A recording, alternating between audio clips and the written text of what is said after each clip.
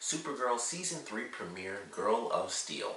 This is definitely a great premiere for this new season. I think they had a lot of interesting stuff go on. Of course, we have new characters coming in. Just the story itself was incredibly well done. It got like super emotional, especially during the Alex Kara scene. Definitely the emotional center of this episode, although they had a pretty decent emotional moment towards the end as well when Alex went to John was like, hey, I want you to be the one to walk me down the aisle. So that was a great moment too, emotionally speaking. But the whole episode I thought was really cool. It was like, it starts off, it's super obvious that Kara is very different. It was like, you can tell that she's not really, upbeat and, it's just like, this is what's happening. Beat the bad guys, toss a guy off a truck, save the family. The kid's like, you're the best. And she just was like, she took off. And honestly, I was like, is that a robot? Like, because it was so different from how she normally is. I was like, this is just not her. She's normally, talking with people. And she takes off. And of course, Alex and Maggie are in the car right behind her. And the fact that she just, jetted off, I was like, that's super weird too. She didn't even talk to her own sister and future, sister-in-law. And it's just interesting. It was like, okay, so she's still going through this grieving process. They don't really say how much time it's been, but clearly it's been a fairly decent amount of time, I would assume, because we find out that Jimmy is taking over again at Catco because Cat Grant is now the press secretary for the president. So I thought that was actually really awesome. I was like, oh, that's a cool way to do that. I don't know how often we'll get to see her. It did kind of suck because I was like, oh, I was excited, towards the end of the last season that she actually did end up coming back into the show, because that was like the whole thing. I was like, oh, it sucks that she's gone, because I always loved Cat Grant's character. They always make her, they always give her like the funniest lines. So I was like, oh, that's cool that she's back, and then it's like she's gone again. I was like, oh, that kind of sucks. So I don't know how often we'll get to see her, but I hope it's enough. I hope she shows up at least a couple times throughout this season, because I just really do like her character. So it does like the one thing I was like, oh, that's kind of awesome they did that for her character, but also it kind of sucks because that means we just won't get to see Cat as much, and that means we just won't hear all of her witty lines like we normally do. So it's cool that they did that. Of course, Alex and Maggie are getting closer towards actually being married, which was cool. And they, kind of go through this normal process, and Alex is dealing not only with the wedding, but also dealing with Kara being super, super distant. And of course, that really comes to a head when Kara is kind of doing her thing. She's going through like the main mission, I guess, for this episode. And then she gets an emergency signal from Jimmy, and it's like, the emergency was that you didn't finish your deadline, and it's more so the fact that you're kind of pushing away, half of who you truly are. And Kara, and she really explains it when she ends up talking with her sister, but it was just so well done. Like, she was really upset, and then when they have that conversation at her apartment, it was great. It was like, she felt like, Kara, being Kara Danvers sucked, and that was just like, she worked so hard to be a reporter and to be this human person that she was not. And it was just really well done. It was like her just detaching herself from all things human that she, grew up experiencing. And I was like, that's actually a really cool way to do it. It makes a lot of sense. And she's still grieving, and of course she's fighting the fact that she is grieving. But it was so well done. And of course the emotions and, Alex being super upset with her, being like, you pushing everybody away, and we're trying not to, get in your space and force you to confront the issue that you're dealing with. But man, it was definitely a great moment. And of course the way it ends was great, where Kara says, like, Kara Danvers is, like, just a crappy person and stuff.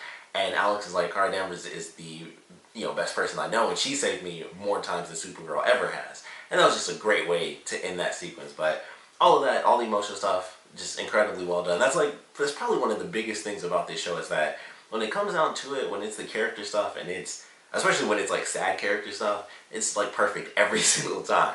So that was incredibly well done. We also had some menacing stuff that was pretty good in this episode as well, with our one of our new main villains, and that is Morgan Edge, played by, I don't know the guy's actual name, of course. All I think is Nathan Petrelli, because every time I see him, I still just think of him as Nathan Petrelli from Heroes.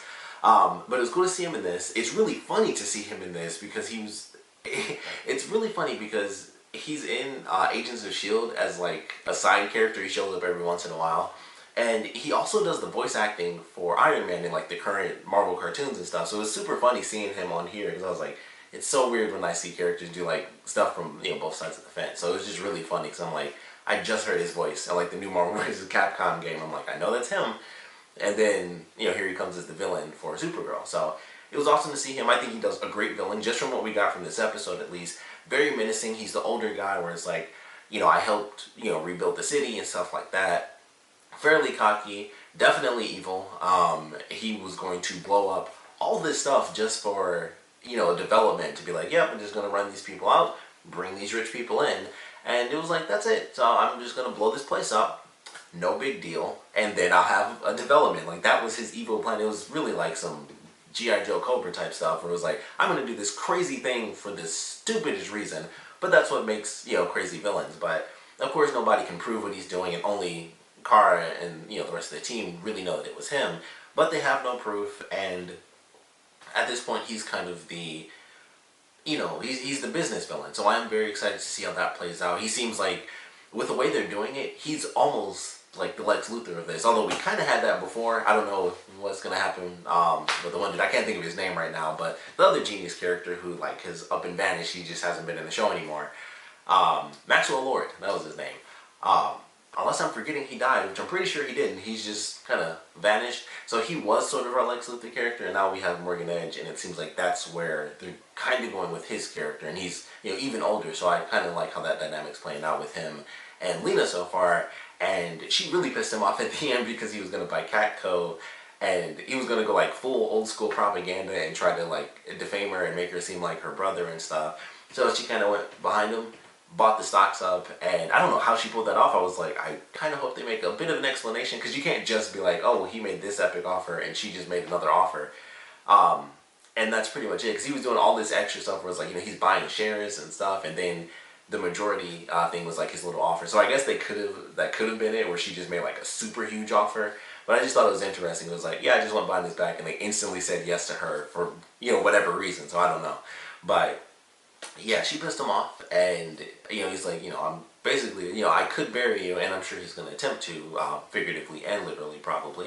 So I am excited to see how his character kind of evolves over this season, because he's going to be an issue for Kara with some of the, more diabolical elements, but he's also going to be an issue for Lena. So I am curious just how that's going to affect their characters, and with Kara being involved in like both those sides of the story, where she's dealing as Supergirl with Morgan himself, and then as Kara as the friend to Lena who's dealing with Morgan himself. I feel like that could add a lot of interesting dynamics, and I don't know if it'll lead to a possible revelation with Lena or anything like that. So I'm curious, just because of how the character seems so far, if they'll kind of go the evil genius route, which they kind of already are, but it was more evil businessman route. But it was fairly genius, considering he hired this dude to steal all these components and make an invisible submarine to destroy like the foundation of the land and stuff. So that was pretty nuts, but liked his character.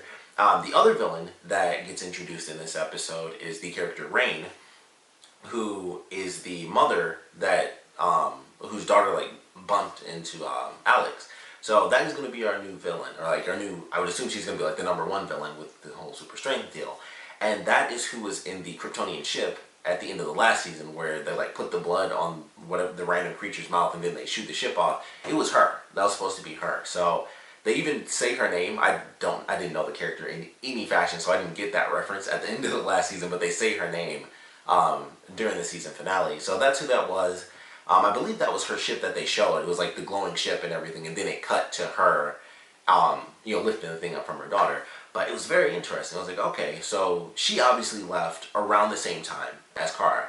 She ends up having a daughter, so that makes me very curious what that means for her daughter. Like, who is she gonna grow up to be, if she's gonna even be like a comic character or anything?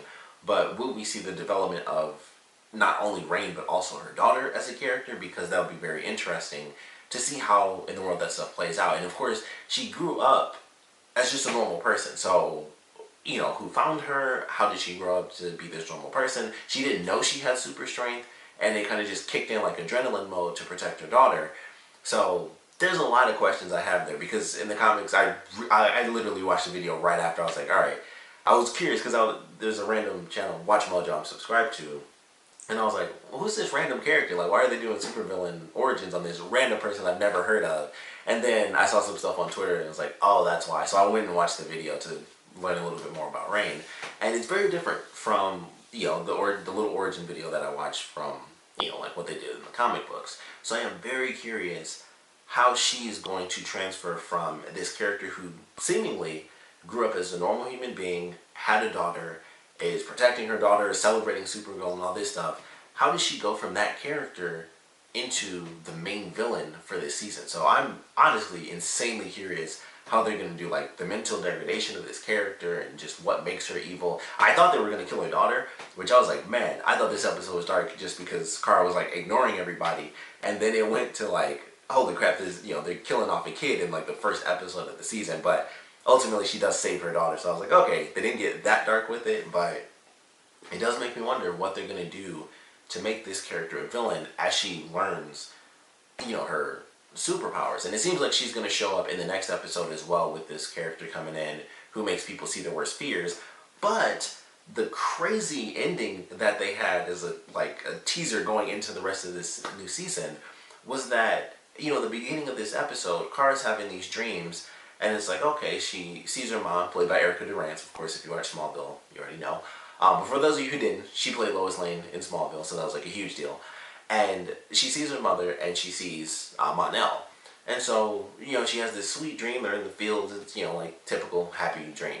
At the end of this episode, somehow this dream is like transferred over to Rain, and you know, Kara's mom turns around and she's got like a crazy zombie face thing going. And when she wakes up, we find out that it's Rain and not actually Kara.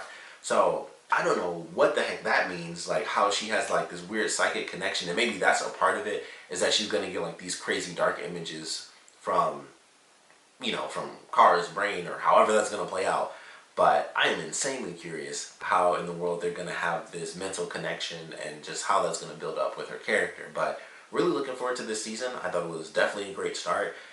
Nice, you know, sort of dark episode, and it gets happier towards the end when Kara realizes, like, you know, I have to kind of be with the people that do care about me. I can't just push everyone away because I'm upset about this really important thing. I can't push away the rest of the world. So I like how the episode played out. It was still mostly dark the whole way through.